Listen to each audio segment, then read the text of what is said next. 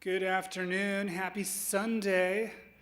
Welcome to the Longmont Museum. We're a center for culture in northern Colorado where people of all ages explore history, experience art, and discover new ideas through dynamic programs, exhibitions, and events. My name is Justin Veach. I'm the manager of the Stewart Auditorium, and I curate public programs for the museum. Thanks for coming out. Thanks for spending this lovely Sunday afternoon with us. I'd like to thank a few people who make our programs possible before we get going here. The Scientific and Cultural Facilities District, the Stewart Family Foundation, the Friends of the Longmont Museum, our many museum donors, and of course, our museum members. Any members with us this afternoon? Hey members, thank you. Thanks for coming. Thank you for your support. We simply can't do all that we do without you. Tonight's program is being offered in partnership with Longmont Public Media and the host of their Backstory series, City Councilman here in Longmont, Tim Waters. It's the first of a two-part series. The next one is scheduled for October 30th, and it'll be on the local scene, so you won't want to miss that. Without further ado, let me introduce to you Tim Waters, the host of the Backstory, and our panel.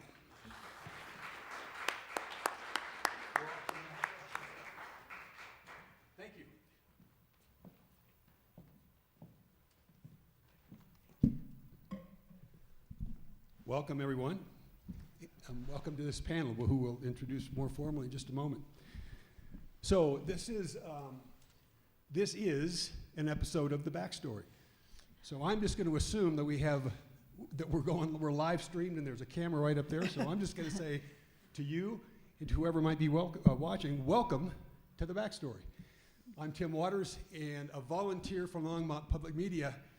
And as the host of the Backstory, I have the good fortune of interviewing people like this. Outstanding individuals in their fields and the experiences they bring in. Today, our topic is the backstory on journalism, news, and accountability in Longmont.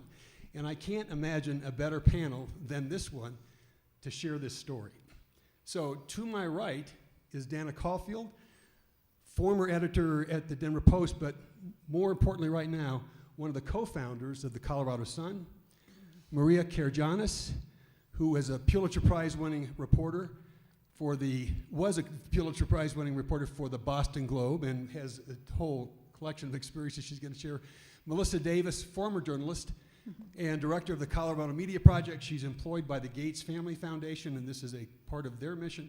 And Chuck Plunkett, who was the editorial page editor of the Denver Post. And these two have a story they're going to share about that time and how they dealt with some decisions that were made by their owners, I guess, at that time. Chuck now is part of the University of Colorado faculty, working with journalism majors as part of their capstone experience and getting them ready to go out in the world. So I want to say for you and for me, I am mindful that there aren't very many occasions where a group like this comes together in the same place at the same time to tell the story that we're going to tell this afternoon. So I am deeply grateful to you all for making time on your calendar. I appreciate those of you who would have given up part of your Sunday afternoon to come and listen to this story. I just think it's one of the most important, critical stories unfolding right now in America. And if there was ever a time in the last 30 days or 3 weeks before an election, if there was ever a better time to focus on the role of news media and what we can or can't do with what we're hearing and reading, this is the time. So, thanks to the panelists, thanks to our guests. We're going to get right into this. By the way, you have all, I think, been told that if you have questions as this unfolds, there were postcards or note cards and pens. If you have questions that you'd like to address to any of these panelists, write them down. We have folks out there picking up the notes, and we'll have a chance to invite you to be part of this interview. Melissa, I'm going to start with you. You were a journalist. You've made this transition to what you're doing now. And I'd like this whole story to unfold around kind of where are we? What's the landscape? And I'm going to ask the other panelists to build on what we hear from you. And from where we are now to where we were, how we got to where we are, and where we're headed in the future. Those are the kind of 4 chunks of this conversation. Big Get us chunks, started. man. All right. Get us started Okay. with what's the landscape out there now? So, great question, and thanks for having us, Tim. This is such an important question, and I know we're all really happy to be here, and thanks to all of you for coming. So the landscape out there is challenged. I want to kind of zero in on local media. I think when we think of journalism and media, a lot of times we're thinking about national media and cable TV and talking heads and whatnot. But I work for Gates Family Foundation. We're a place-based foundation based in Denver, and we really care about the state and the ability of people in the state to make good decisions and kind of chart a future that includes more prosperity for all of us and whatnot. So we are focused on local news and the challenges that it's had over the past 2 decades or more. Back when I was a journalist, it was kind of the beginning of the internet in the late 90s, early 2000s. We were just talking in the green room about this, but since that time, I'm sure you all have noticed that there's just, and maybe you haven't, because I think with the rise of the internet, people tend to think that there's an inundation of news. It's like we're constant barrage of in our feeds thinking about these things, but local news has really been disappearing, and it's been kind of a quiet disappearance for many people and places until recently here in Colorado. So in Colorado, the number of the newspapers have just about 1 in 5 newspapers has closed in the last 20 years or so. We've done some research through the Colorado Media Project to kind of quantify what's been happening. The number of journalists has about been cut in half. So if you think about journalists, local news reporters being the people that we, as members of the public, kind of rely on to go sit in those city council meetings and those school board meetings so that we don't have to, and we can kind of read about it in the paper and learn what happened the next day and still continue to stay up on public affairs. So just the quantity of the amount of local news has severely declined. And then meanwhile, the business and the reason behind that is that the business of local news, just the business model has just kind of cratered. They're typically in the past, local news was subsidized really by local advertising. About 70 to 80% of that has gone online to Facebook, Google, Cars.com, Craigslist, all the places that we now go online to find things. So the business model has cratered.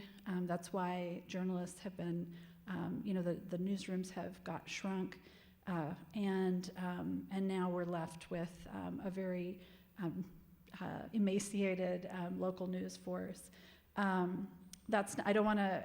I'll pause there because we've got a lot of folks on the panel who have been a part of this arc. But I do want to say before I close this initial piece is just that there is hope. There's a lot of really. It's kind of like we're maybe I hope at the bottom. there's a lot of promise and innovation, especially in Colorado. You have some really interesting innovations going on here, and Colorado is really, there's a lot of focus across the nation on what's going on in Colorado, both because of digital news, like Dana and The Sun and her colleagues at The Sun, and then also just a lot of collaboration. After Chuck, which you're going to hear the story in a minute, sounded the alarm with his colleagues at the Denver Post, I think a lot of people outside of the field of journalism woke up and kind of realized that this is an issue that we all should care about because journalism is a foundation piece for us to engage in democracy. So other panelists want to build on what Melissa's begun to lay out? Well, I would, we just came through another cycle of really great research done by the Colorado Media Project talking about whether there's demand for local news coverage, and the good news is that people do still care about what's going on in their communities. And so if there's that appetite, we should take advantage of it. And I want to, I think that's one of the most important things of your most recent round of research. I was encouraged by that, because 4 years later. Yeah. And I would add to that the number of students that I'm seeing in journalism classes, while it dropped off as all students enrollment dropped off during the pandemic years, is very strong. We have a lot of students, and they're very energized. Yeah. So there are the ranks haven't been demoralized completely. There is still a healthy pool of people coming into the profession or wishing to come into the profession. That's good news. I started only 50 years ago, my first journalism job. So, I've seen a few changes. And we moved from Boston only a year ago, so I've really seen some changes. But I'm very heartened by, meeting Tim first and learning about his podcast and public media and seeing, I happen to actually know the former editor of the Denver Post, who had been the managing editor of the Boston Globe a little bit after I left, but we crossed paths and we remembered each other well. It's interesting for me to really observe all of this because, I was a journalist when news was real. It's never really been real. In fact, when I was a young reporter on the night shift, the old dudes on the copy desk would go, in their Boston accent, if it bleeds, it leads. And that was kind of true, and it's definitely true now. But I did have the privilege of being a young woman journalist at a time when, journalism was different. The Watergate papers were happening. Woodward and Bernstein walked through our newsroom one night, and we almost all, got on the floor and bowed. It was very unusual that I was even a girl doing what I was doing. When I finally did get hired at 22, you would go to the women's page, and that was the second part of the newspaper. It literally said women on the top. I know, I didn't make this up. And you'd get to cover debutante cotillions and flower arrangements and, the important things in the world. But I had gone to college. I was a rebel, first in my Greek family to go to college. My father used to hit me and say I was too smart and girls didn't go to college. And it was the late 60s, a lot of demonstrations, and I was a rebel. And so it helped me because around the early 70s, I forget the exact year, a federal judge ruled in Boston that they had to integrate the public schools. And there had been massive civil rights demonstrations in the South, but it was like Boston, the cradle of democracy. Well, the worst riots, bombings, shootings, killings in the white, mostly Irish, working class neighborhoods who didn't want to put their kids on a bus and who certainly didn't want black kids on a bus coming into their towns. Anyway, the Globe couldn't get enough. There was a contract for the men that said if you feared for your life, you could refuse an assignment. And they couldn't get enough reporters.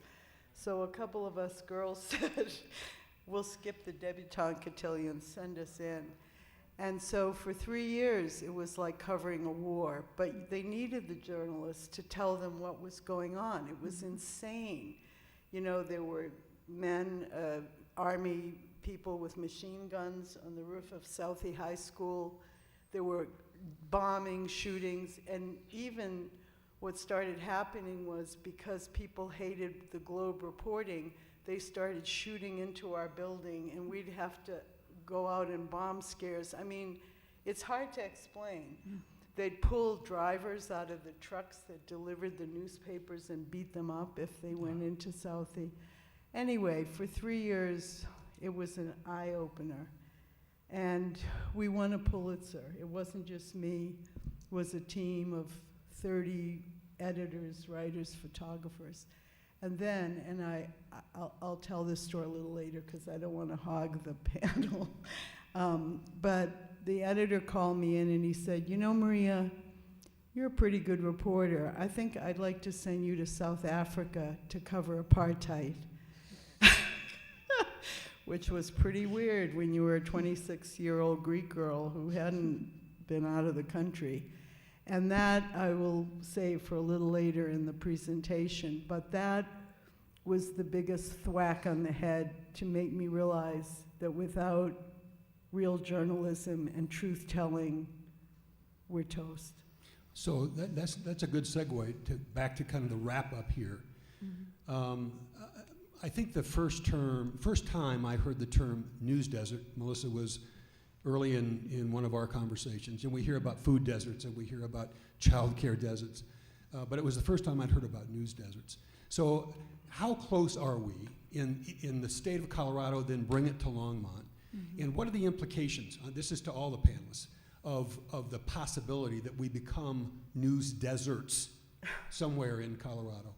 Hopefully not in Longmont. Yeah, I mean, there are definitely already news deserts in Colorado. I mean, there's, we actually 2 weeks from, let me see, I'll find the, pretty soon, a couple weeks from today, we're going to be doing a webinar. You can go to the coloradomediaproject.com and sign up for it. But we've actually done a map, like a news map, where we partnered with Corey Hutchins at Colorado College and some researchers at University of Denver, and looked at each of the 64 counties in the state of Colorado to map the traditional news sources, so newspapers, radio stations, TV stations, digital sites with journalists. And then we also, students from CU also called people in each of those 64 counties and said, where do you get your local news? And found that a lot of people say, you know, there's a Facebook page here in my county. There's a, you know, there's the county itself puts out a newsletter or something. So people are getting their local news from all sorts of places, but in the southwest corner of the state, in eastern Colorado, there are, you know, very few original sources of local news. So when we think about news deserts, you'll be able to look at this map and really see, you know, color-coded where the news deserts are. And Penny Abernathy from UNC Chapel Hill, and now she's at Medill in Northwestern, has some news desert maps for the entire country if you want to check those out. But ours will kind of look at both traditional and non-traditional sources. Well, go ahead. Well, I was going to say, regarding southeastern Colorado, which I think is one of the places that's most likely to go dry, people are happy to receive their information from official sources, and they're getting, by and large, you know, here's what's going on in the school district. But when a crisis occurs, you know, cops doing bad things to kids or people who are at risk, people will call us and be like, this thing is going on in X town. Mm-hmm. And so people are, and that's the scary thing to me, because sometimes we have to say, like, gosh, we're really too busy to go down there and do an investigation of your really horrible thing that's happening in your community. And this is the Colorado Sun, where they're... Yeah. Correct, and people randomly just calling up and saying these things are going on. So again, going back to what I was saying about your data from this week, that there is immense appetite and necessity for the accountability reporting. Like, it's one thing to get your school lunch menus on the local Facebook page, but it's another thing entirely when the entire police force is doing bad stuff to people. Dana has mentioned this very recent study from the Colorado Media Project, and there's obviously something coming out. If people in this audience or anybody who's watching or watches the recording of this would like to learn more about the Colorado Media Project, that's most recent study. There's a lot on the website. What's the best way for them to get access to that? So you can just go online to coloradomediaproject.com, and there's a whole section on research. What Dana and you're referring to is just a couple of weeks ago we did a statewide survey. Corona Insights, who's a survey, did a representative sample of the entire state to try and find out what Coloradans value most about local news. Who do they trust? Who are they listening to? And one of the pieces of information that I think you're referring to is that Coloradans said the most important purposes of state and local media were number one, to inform residents about emergencies, number two, to hold leaders accountable, and number three, to inform residents about public affairs. And 3 out of 4 residents said that they were doing a good job at the first and the third, but with holding leaders accountable, not even half, just 48% said that the media was doing a good job of that. And I think that's, you know, it's not for lack of trying. It's that going back to the first figure that I gave about just fewer journalists on the beat, and really that's their foremost job. And the support for those journalists who are on the beat.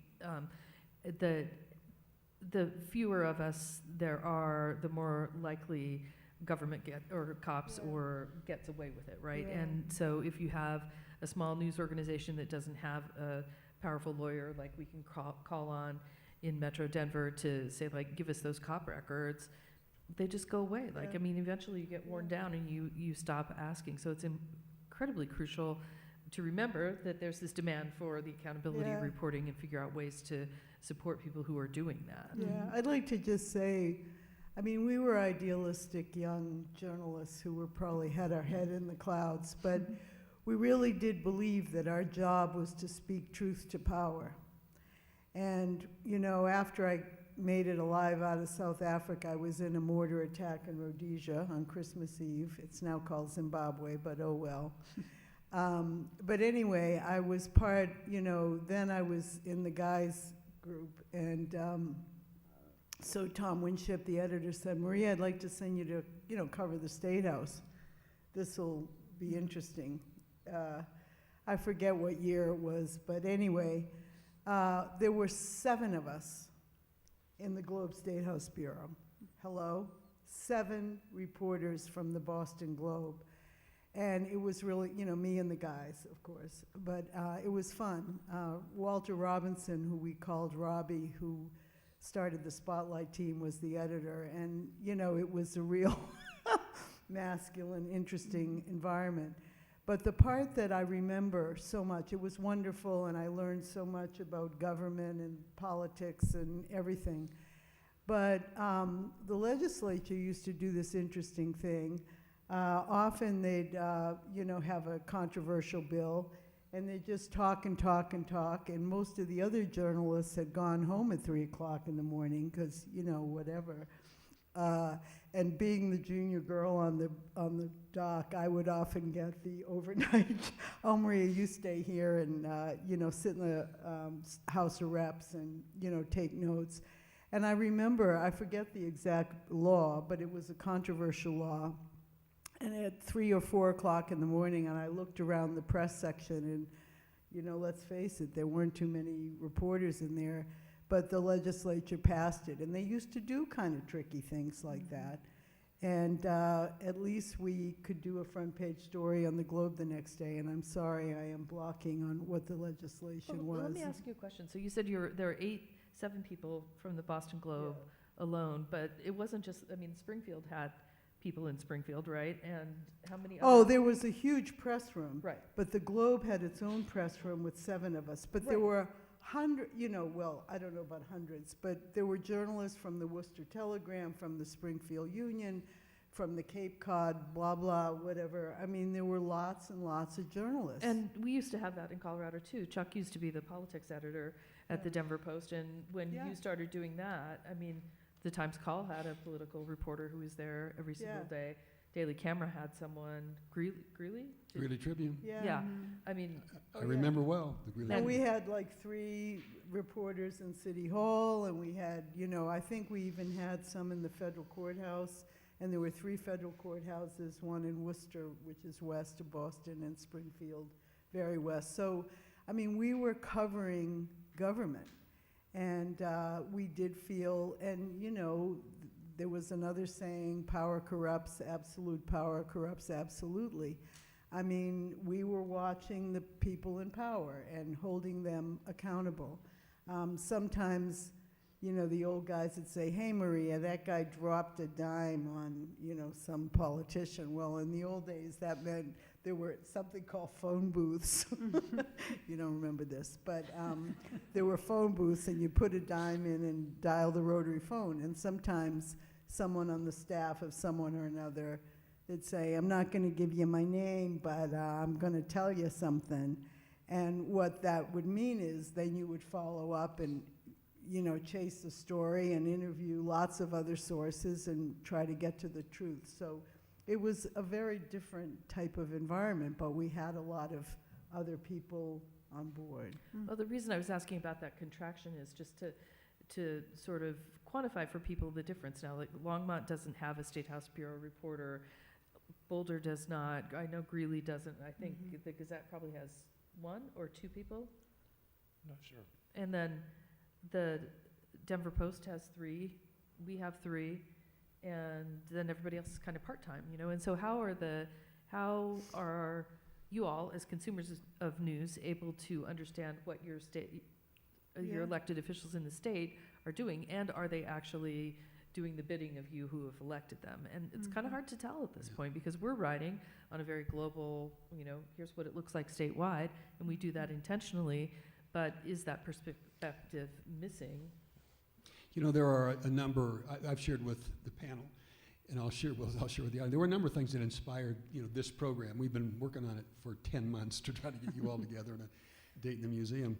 But part of it was from what I've learned from Melissa. Part of it was listening to Maria and her story. And the day after I heard a presentation from Maria, magically, somebody sent me Chuck's TED Talk.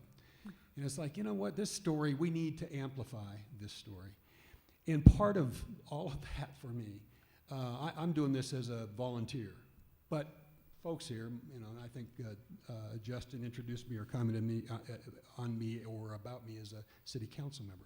So as an elected official, part of the inspiration was concerns about the accountability and the scrutiny that I received, or any of the elected officials in Longmont and the public institutions.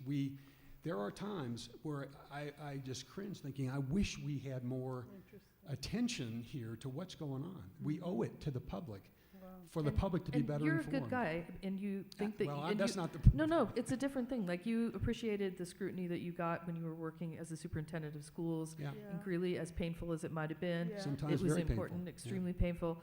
You know, I have a buddy who runs Northern Water who was like, oh, you guys, you got to be harder on us. And I was like, wait, what? You know, because it brings out new solutions. And before what happened to us at the Denver Post happened, when they announced that we were going to have to cut our newsroom by 30%, somebody heard somebody saying in the State House, great, we'll be able to get away with so much more now. Well, pick it up from there. And after that after the Denver Rebellion, I want you to talk about the Denver Rebellion. Yeah. We'll do that here pretty quick. Yeah. After the Denver Rebellion, I remember talking to someone who was an operative in politics in Denver. And so this is like a few months after the formation of after all that went down with the Denver Rebellion.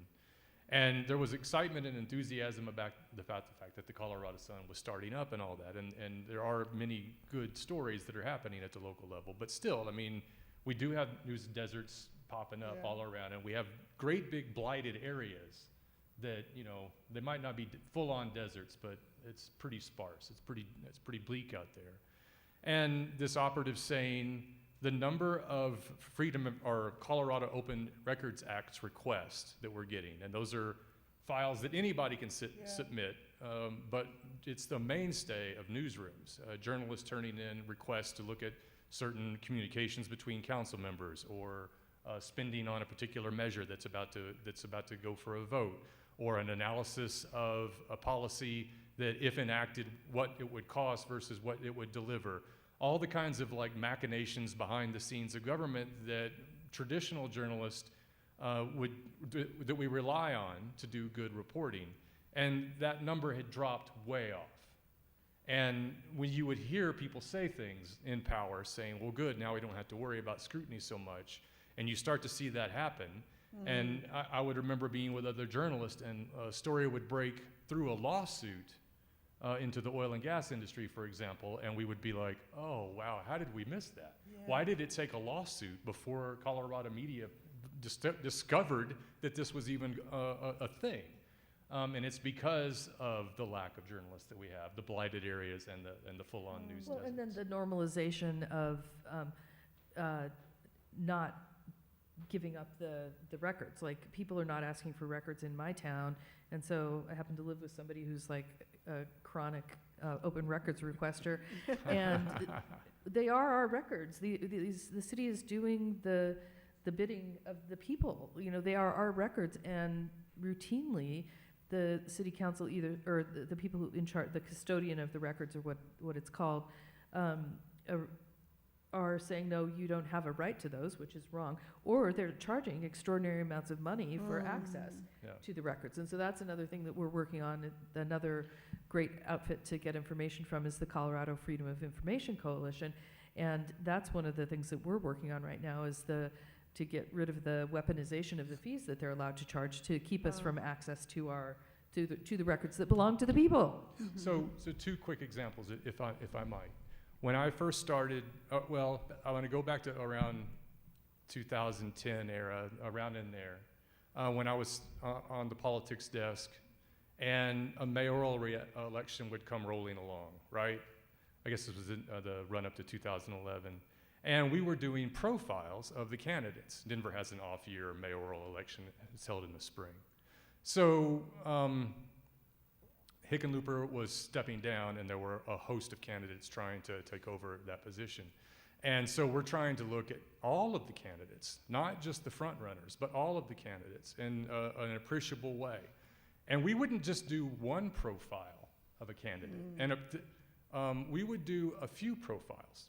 So you might have like the overall story of someone and the overall arc of their life, but then you would have one or two stories that looked at very specific components of a politician's rise, whether it was something controversial about the person's past, or whether it was something that was eye-opening or revealing that the person has become sort of known for, but not really well understood. The point being that if you were trying to figure out who to vote for in this pivotal election in the city and county of Denver, if you went to the Denver Post, you had a wealth of information to consult. And that was a mayoral race. We had probably 15 reporters working on all the stuff, all the profiles and the backstory and then the fun before you even got to the horse race. And on that same, just a few years forward, to my second example, when I was the politics editor, I thought it was extremely important to have debates in an election season, so that we didn't just go to the rallies and listen to the politicians with the balloons and the hay bales and the cotton candy and so forth. We had substance. We had debates, and we would spend a lot of time with the politics team trying to craft really piercing questions, hard-hitting questions, follow-up questions, questions that we were determined to try to get serious answers on important issues that should matter to voters and to taxpayers in the state. Because we were a big paper back then, because we had clout, because politicians knew that we were covering this kind of stuff in that kind of depth, if we called up and said, hey, we're scheduling a debate in your race, and here are the dates, it wasn't, no, I'm not gonna do that. It was, yeah, I can be there for all of any one of those you want. I'll be there, right? Not because they wanted to come answer our pesky questions, but because they knew they had to, and they didn't want to like be embarrassed, but to say that they weren't prepared to debate. Spin that forward to where we are right now. We have a governor's race coming up, and what is it? 2 debates that we're going to have totally? Yeah, and 2. And in the past, a public statewide debate moderated by serious journalists, you would have multiple before it was over. And so if you start to think about how we're only following the horse race, and we're not even digging in very deep when we're doing the horse race, and you start to think about our politics and how they differ from only 5 or 10 years, well, for 10 years ago, with the level of substance and seriousness that's involved in the kind of ideas that are being tossed around, you can see what the blighted news environment and what the news deserts of the world have done to our public policy and to our public debate. So let's just pick it up from there. Talk about, you two were colleagues in the Denver Post when, I don't know if you would think of as the good old days or the glory days. Some of the best years of my life. Yeah. But talk about where we've come from in terms of, at least your experiences in terms of journalism, news, and accountability with that Denver Post experience and the rebellion. Just unpack the dimensions of the Denver rebellion and why. Either one of you were both there. I'm more responsive to it, so why don't you? So the story of the Denver Rebellion that I like to tell, or that I can tell quickly, is when I first came to Colorado, it was in the real powerhouse days of the Denver Post, and in just Denver journalism, because we also had the Rocky Mountain News, and fierce competitors, which is also one. Wouldn't it be great if we were still having that debate? That we were, isn't it a shame that we're only going to have a one newspaper town? Because when I first started at the Denver Post, it was very much a two newspaper town, and we lived and died in our careers by how well we did against one another, right? Yeah. That's good for readers, it's good for the public, it's good for democracy when you have that kind of competition, Yeah. and I wish to God that we still had something like that. But we had 280 plus journalists in the Denver newsroom in the middle of 2003 when I came in. I went to a lot of trouble to get to the Denver Post. I really wanted to live in Colorado for one thing, but I really wanted to work for Greg Moore. I wanted to be in the newsroom where Greg Moore was doing stuff because he was such an incredible journalist. And it was really hard to get into the Denver Post. You had to have 5 years experience at a big paper before they would even consider you. You had to have proven yourself in some way to get in. It was tough, and then when you got there, it was tough. They didn't spare fools. You had to work really hard, and you had just pick a subject that you might be interested in, and we were on it. I mean, we were all over it. We had an environmental desk with 2 editors and multiple reporters, 2 editors and multiple reporters just to cover the environment. Well, it's a big deal out in the Rocky Mountain West, and that's 2003, when we talk about climate change was not quite as intense as it is now. And the Rocky Mountain News had the same size desk. So yeah, we in our Washington bureau to cover the Washington delegation for the Colorado folks had 5 people.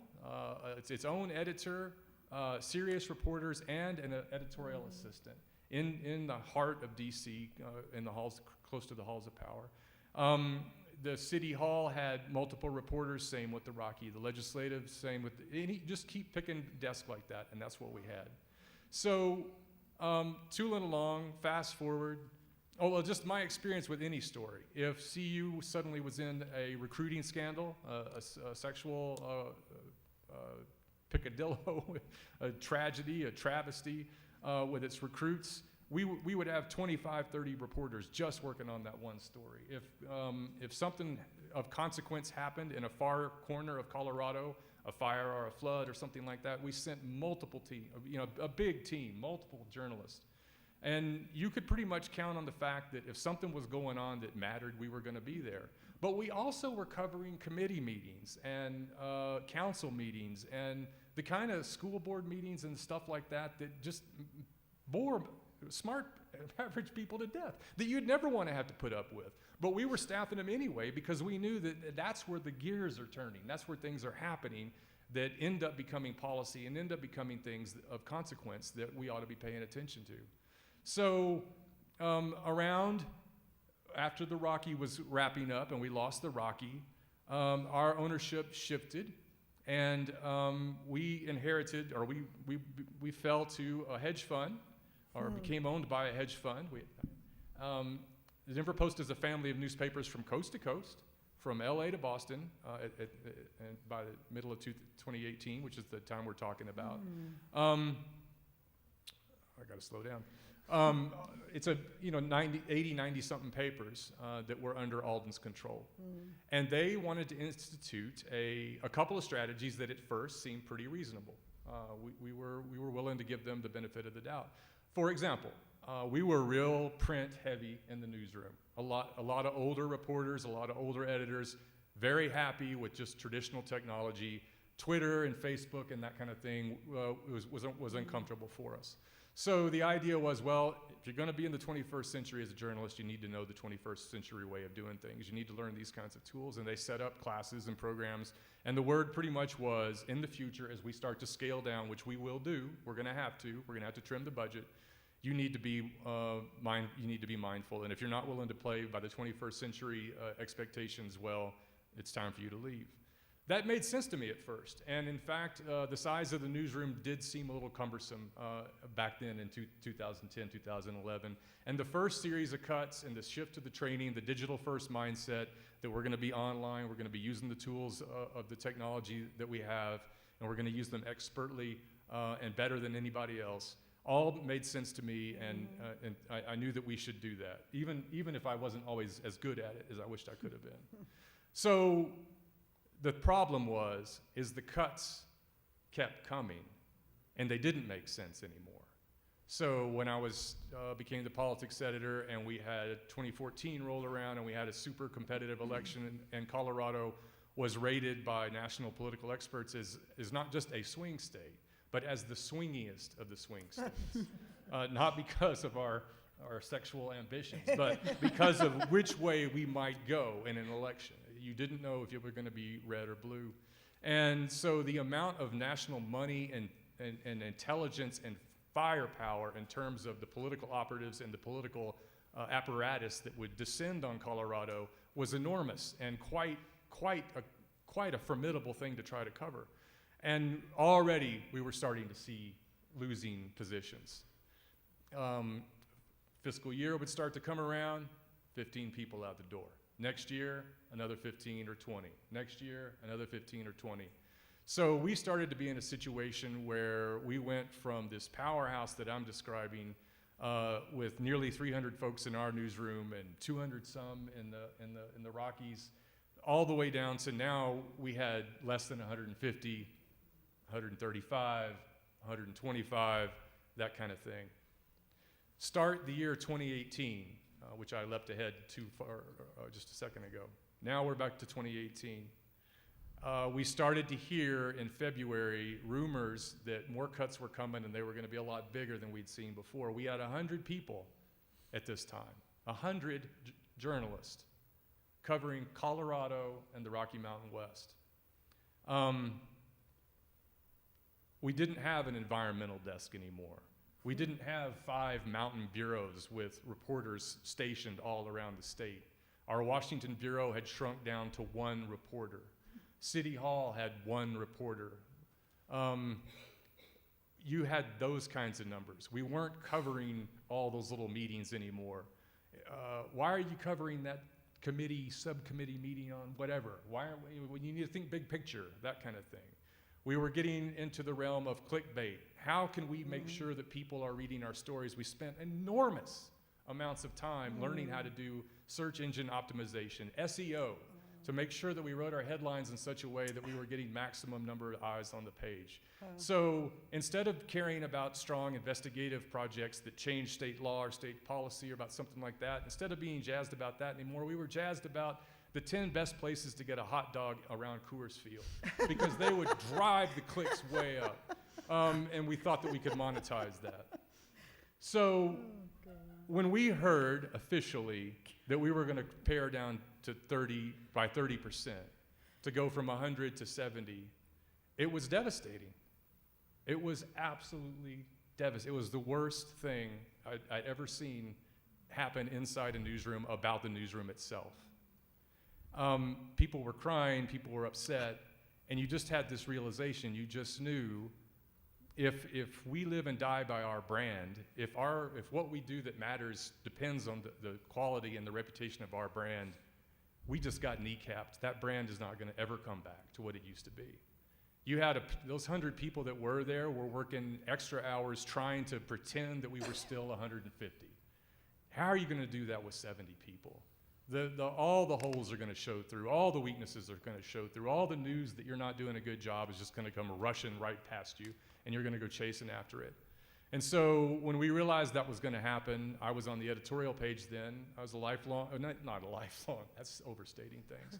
But a career, later in my career, I really wanted to be in editorial department, and I really wanted to lead the opinion pages.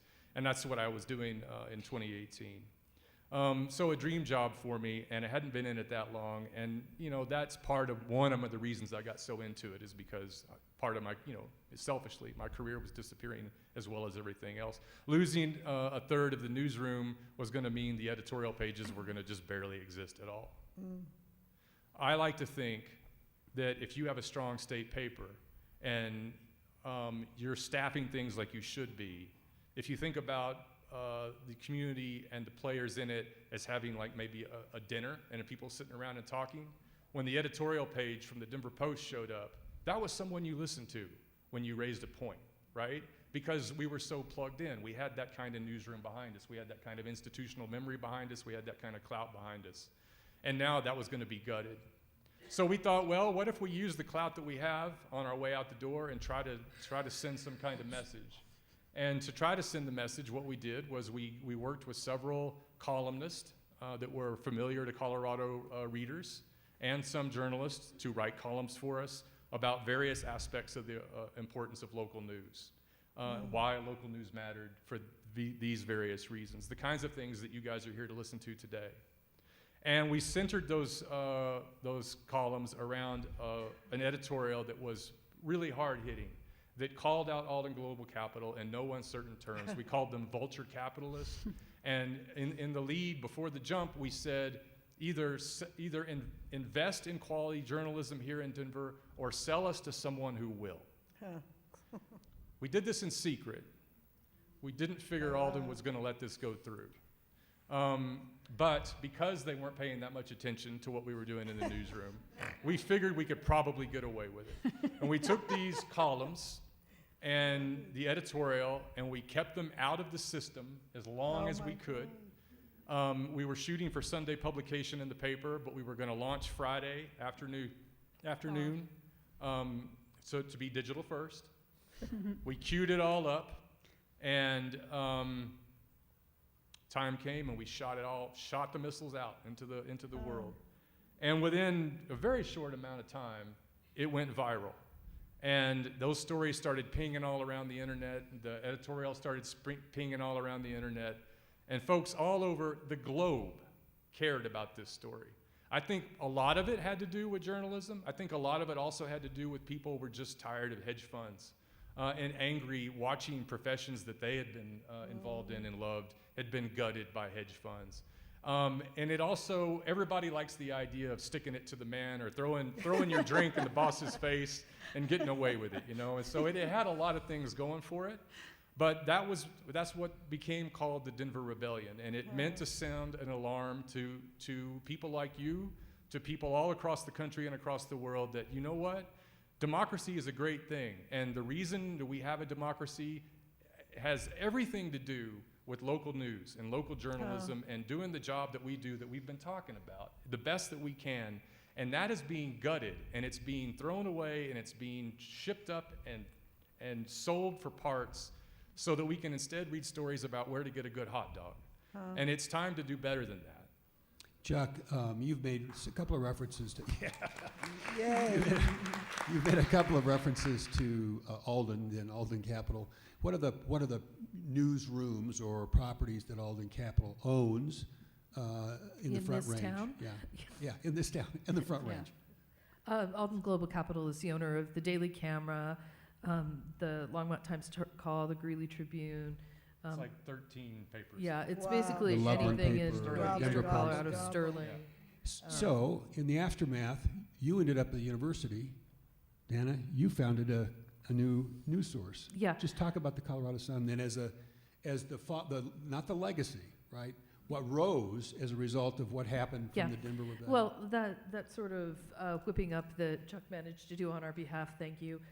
Got Melissa whipped up, thank you, to do a lot of research and community coalescing across the state of Colorado.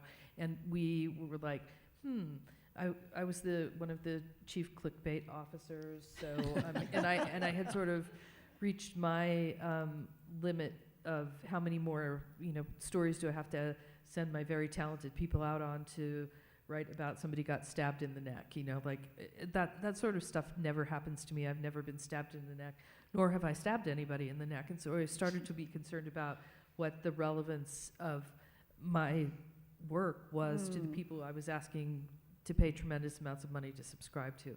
So as the rebellion whipped up, at the same time there was an organization in New York that had people who had been victimized by an angry hedge fund manager that turned off the servers and erased a whole legacy of journalism.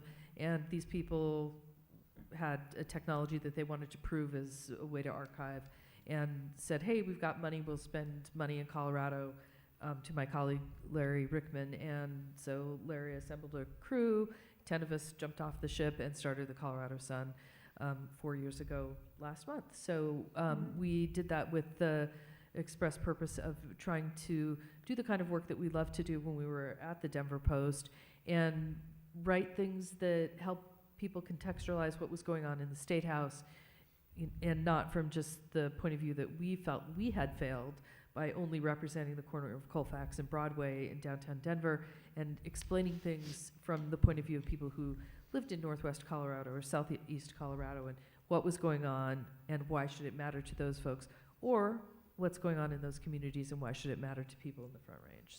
So far so good. I have 3 pages of questions that I. Sorry. We are still on the first page, but we also said this would be about an hour. That's or what so. happens when you bring journalists in. Yeah, I should have known that you and would we wait. weren't even on And another TV. thing. Gosh. I'd like to just add too, just for if you don't mind. No, I don't mind at all. So when Chuck and the rest, when the Denver Rebellion happened, I mean, I was sitting at the Gates Family Foundation. I mean, like I said, we're a philanthropic, family-run family foundation, been around for 75 years. And so the call to action to the community, I mean, we took that seriously. We looked at what was happening and previously had thought, this is a commercially supported industry, and they're calling on the community for help. Like, what's going on here? I mean, I was a journalist, but I'd been out of the field for 10 years. My boss, Tom Goujon, is the president of the Gates Family Foundation, used to work, for in the mayor's office. Federico Pena, he was worked on his staff. And so, and another colleague of mine, her uncle used to be a publisher of the Denver Post. So we all had an interest, started talking to other community members, and everyone started thinking, like, which billionaire can buy the Denver Post? So everyone started talking about rallying money and, like, should we? But then I think what interested us the most was we started thinking, is this institution, first of all, they weren't selling, right? Alden Global Capital is a hedge fund. They're going to drive these unfortunately, these brands into the ground, and just they're taking the money out and investing it in other risky businesses. They're actually making quite a tidy profit here, and they're just kind of selling off real estate, taking the profit and putting it into other businesses. So, what is possible here in Colorado? And what should we be thinking about? The Colorado Sun starting up was super interesting because, these digital first kind of really, the amount, the proportion of funding that they spend, that Dana and her colleagues spend on doing journalism and doing accountability journalism is really phenomenal, and their members support it. And so what are other kind of business models that this can help us, at least force the issue to say, like, how can we, just kind of think differently about what's going on. So anyway, I just wanted to add that I think, it's so important that people that aren't journalists care about this issue. Yeah. Like, it's really a different situation when people like yourselves care, because it's not just a bunch of us former journalists and other journalists talking about how great journalism is. It's really where it really matters is why is it important to you, and I think a lot of people look at the old business model of advertising and eyeballs and clicks and stuff, and nobody wants to go back there anymore. the Sun is member supported. You think of the public media business model and the quality of journalism that we want to sustain is the type that that Chuck is talking about. That costs money, and so I think I just want to leave with the plea that it takes all of us. It's not just the subscriptions; it's the membership, it's the major donors. I mean, this work is expensive, and all that's left after all the other things have been stripped away is this very important accountability journalism that we all have to kind of step up and pay for. I'd like to, if we have 1 minute, just also say I had a 18-year career at the Globe and left when I had 2 babies because they wanted me to go into war zones, and I refused an assignment to fly back to the Philippines with Benigno Aquino when we had a 6-month-old baby, and he got assassinated on the runway, so it was just as well. But I had a second career, and I started a 501c3 by accident, called myself the accidental social entrepreneur, called Discovering Justice. It was an accident that happened in a new federal courthouse in Boston. Steve Breyer was going to the Supreme Court. The judges had this vision of justice, fighting for justice and democracy, and I went nuts. And it still exists. It's we raised from nothing to, I think when I left around 2010 or 8 or something, we had a budget of $1.8 million a year, and we're getting calls from all over the country to scale it. So I sort of also had this idea, maybe journalism should become a 501c3. I mean, maybe it's a nonprofit. I just wanted to say one other thing before we leave. This is all very exciting for me because I'm new here, so I didn't know the whole story myself. But I just was having these flashbacks to being a young reporter in South Africa. People would say, Maria, there are spies in the newsroom. I think, oh my God, they're so paranoid. There were spies in the newsroom, and they'd be taping the conversations. When you wrote something controversial, which was frequently, the editor would say, Maria, you must take that down to the special branch and read it. And I thought, what the hell is a special branch? It was like the secret police. And I thought they were kidding, but they weren't kidding. And literally reporters would have to go and read the story in front of the special branch. And the special branch would say, nope, can't run it. And the editor, Alistair Sparks of the Rand Daily Mail, was the most brave man, I remember. And what he'd do is he'd run a white space on the front page. So it would be like you saw the New York Times or the Wall Street Journal with a big hole in the front.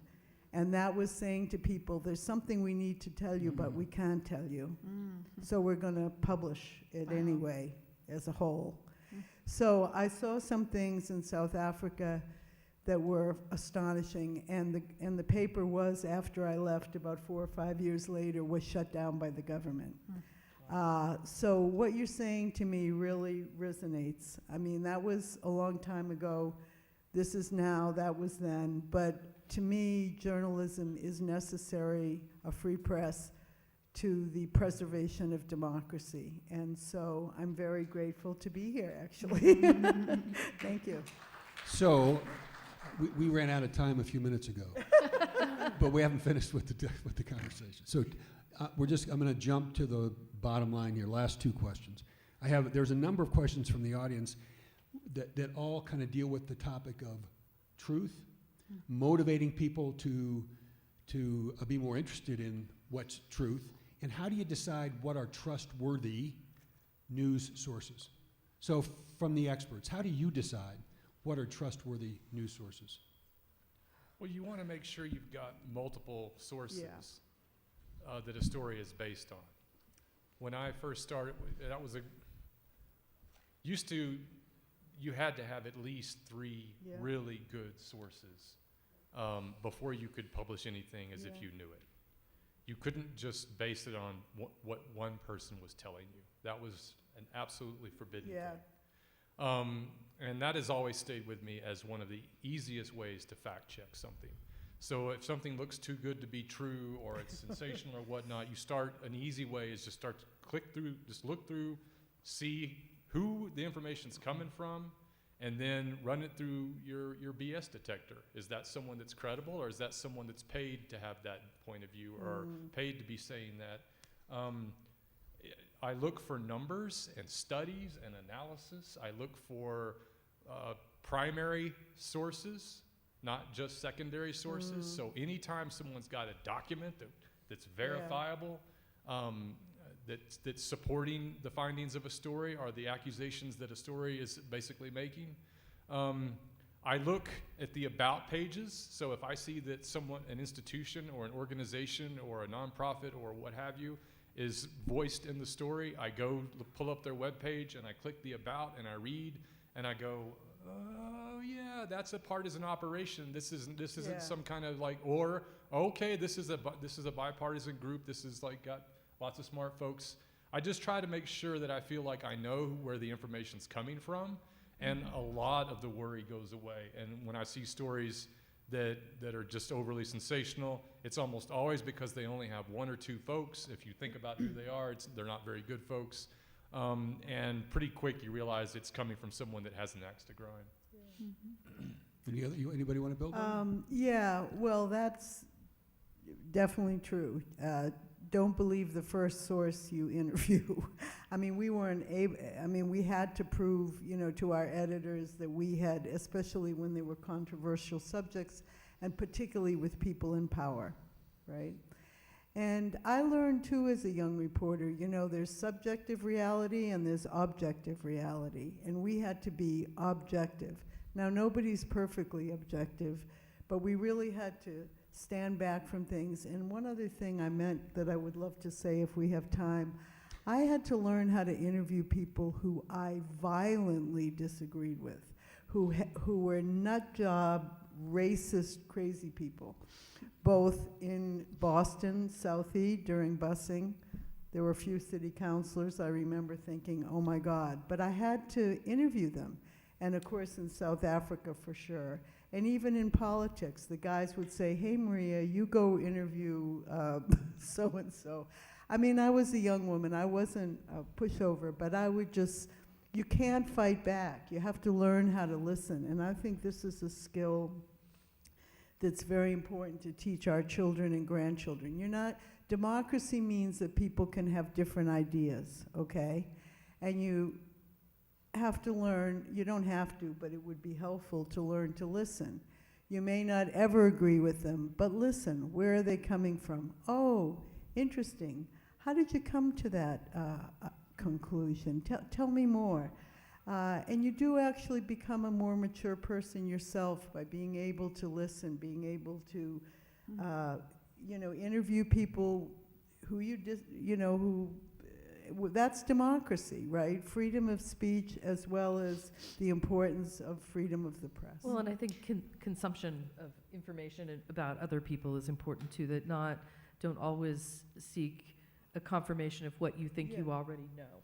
And people are trying to take advantage of that right now in the election season with political operatives spinning up sort of fake news organizations, so it becomes challenging. But it's important for you to read the whole arc of information. I hope everyone who hosts a program on public access television or posts on Facebook or TikTok or any other social media platform listens to this.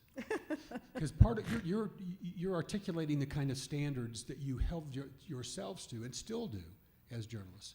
And today everybody with a cell phone is a journalist. Yeah. And we need to be very mindful of what we're consuming from them and from other news sources. We all have to be real journalists now. Yeah. Media literacy. The other thing you can do if you're in that camp, if you've got a cell phone and you're trying to spread the good word and do it with good standards and ethics, is always be transparent. When in doubt, just be transparent. And so if you do have a scoop and you're trying to post it on social media and help raise awareness, but it's a little squishy in a certain place, you hadn't completely nailed that part of it down, just say so. Just be transparent. One of the great things about journalism, in in my opinion, is that we do our work right out in the open. We show our work we've got nothing hidden, nowhere. Sure, we've got stuff that we haven't reported yet that we're still working on. Sure, we've got stuff in our notebooks that isn't completely nailed down, so we're not talking about it out loud yet outside the newsroom. But when we go public with something, when we put it out there, and the standard should be, even when we just put it out on social media, like this is a developing story, we still show our work. We show you who our sources are. We show you how we arrived at our story and how it links up. And when we do it on the opinion side, we aren't just spouting off what comes to the top of our head. It's a reported opinion that's been researched and considered, and we show you how that research came together. So that you can say credibly, okay, you disagree with this story, you say something's wrong, here's everything we know about it. How am I wrong? Yeah. Tell me more. I want to say too that, I mean, I think that's really something important that journalism is doing more of in terms of the transparency with how did we come up with this story, because I think one thing that we found in our research was that people know when we ask them, you know, where do you get your local news that you trust? You know, it was mainly newspapers and television and radio. You know, like they know, they didn't say TikTok, they didn't say Facebook, because they might be getting it through the distribution channels that way, but like when it comes to like news that they actually trust, it's usually traditional sources. That made me feel better. Like that made me feel better. And the arc of people that you surveyed was wide. It wasn't just people in our age group. Yeah, it was a representative sample of the state and oversampling people of color and in rural communities. Both. And so, I mean, I really want to commend the Post and the Sun because, you know, they have, in particular, I'm thinking about the Sun, they have credibility indicators on every single story. So they're no longer just assuming that we should know, well, it's a journalistic story. You should just know that it was well reported and all these things, you know. No, they're saying, like, we have multiple sources. We did all these, you know, it's kind of doing real-time media literacy, and I think that is something that, you know, my kids are here, and, you know, I think it's now part of the curriculum of the state. I think people are really recognizing that media literacy and separating good sources from bad sources, or, you know, non-transparent sources or political sources is really important. Well, like the Colorado Sun right now, if you're looking at its politics page, it has a story about how we're covering the election season. And it notes that here are the races that we're covering, and we're covering these races because they're competitive. And given the fact that we've got a smaller newsroom and we don't have tons and tons of reporters like we'd like to have, we've decided to focus on competitive races. Yeah. So then that way, people out there are like, well, how come no one's covering my race? Well, now they know. If they took advantage of that story at any rate. That's a great example of transparency, just being right out in the open about this is the work that we're doing. Here's the rationale for why we're doing it, and here's the nuts and bolts and the gears that show you how it all came together, so you can fact check it yourself. So if I jump past all the other questions I was going to ask, the last one would be, are you optimistic about the future and why? And it sounds to me like part of the reason that we should be optimistic is what's happening with the Colorado Sun. What are the other reasons? Well, and it's not just the Colorado Sun. There's a lot of really interesting business models going on right now where independently owned media organizations are finding new ways to be sustainable without selling themselves to a company that's not in the community. So my organization facilitated the purchase of a bunch of suburban papers last year to allow the person who had built them up to retire, but to keep the newspapers in community hands and focused on their individual communities. We've seen the conversion of a newspaper in Crestone into a nonprofit. You know, it's really happening. The Longmont Leader is a really interesting startup, and the Broomfield paper or the publication that's come up after it. Like, things are happening for people, and if they, you know, who knows if all of them are perfectly sustainable, but at least people are trying to make it happen. So I feel good about that. I want to say when we first moved here, we needed our wills done, and we found a guy in Niwot, Biff Warren, who does wills. I mean, he's a lawyer. So when he heard about my background, he goes, "Hey, Maria, I'm also managing editor of the Left Hand Courier Journal, Right. okay, which is a weekly newspaper that's been around for 25 years. I want to hire you." And I, laughed in his face and said, "No, I haven't worked for a weekly in 50 years. Guess what? You're working for the week. 10 cents a word." But I only, yeah, but I believe so, I mean, I'm a nut, right? But I believe so strongly in local journalism, I caved. I go to his editorial board meeting once a week, and we get free pizza, which is really nice. And I do one left-hand laurel a month, which is, focusing on an important person in the community. I love it. I've met so many interesting people, and I really, really value his work. He's up on Sunday nights till 12 o'clock with his law practice, and then he's being the editor of the Left Hand Courier Journal. So it's important. Yeah, I'll add too. I mean, just, I'm hopeful that, these challenging times are engaging different groups of people who see a gap to stand up and do something differently. And we're seeing all sorts of really creative things. Next, you said you're having a set part 2 of this series. And one thing that I'm really excited about is the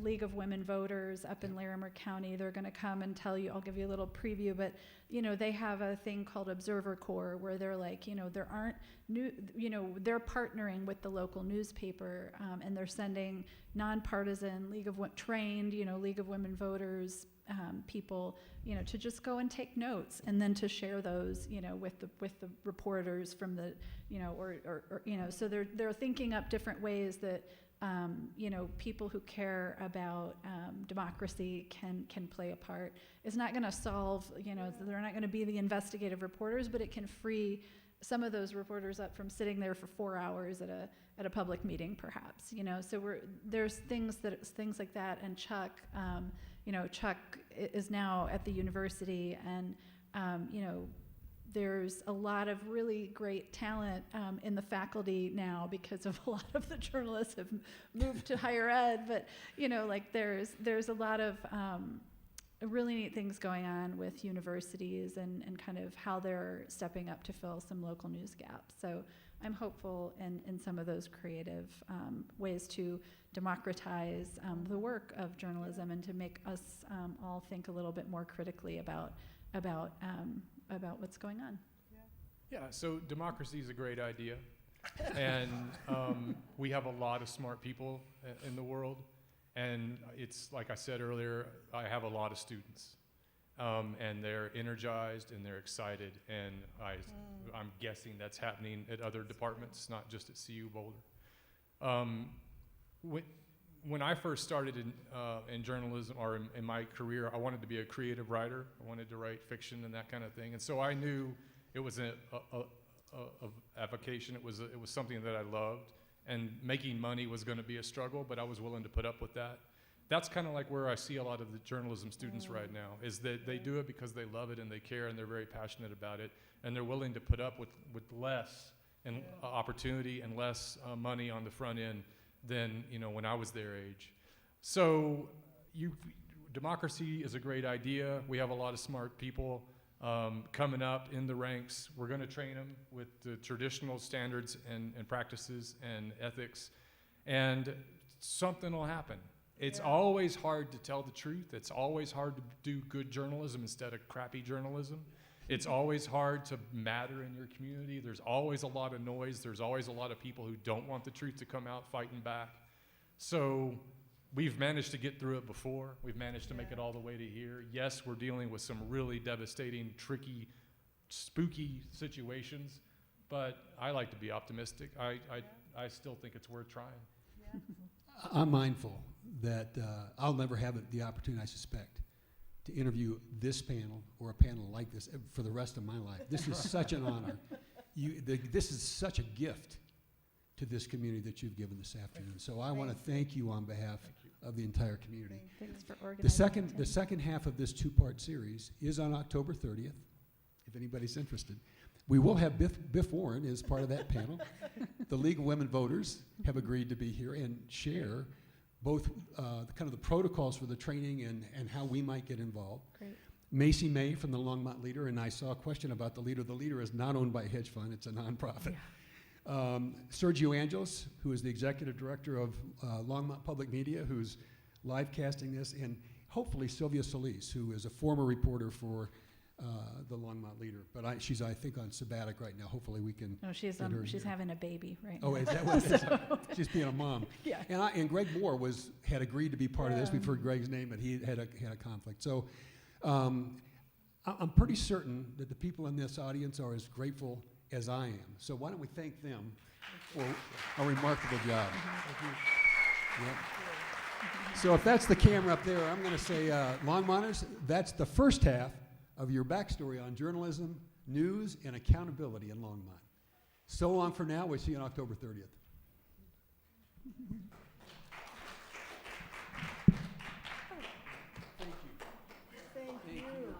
Yeah, I mean, you gotta maybe apologize to Chris.